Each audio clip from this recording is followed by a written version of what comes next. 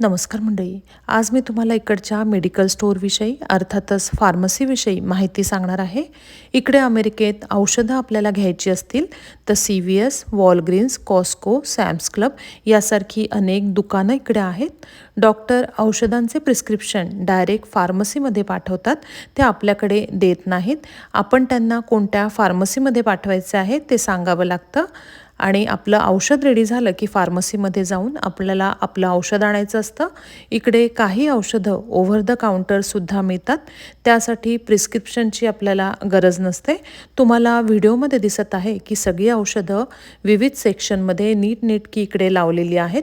त्यामुळे आपल्याला औषध शोधणं अगदी सोयीचं होतं.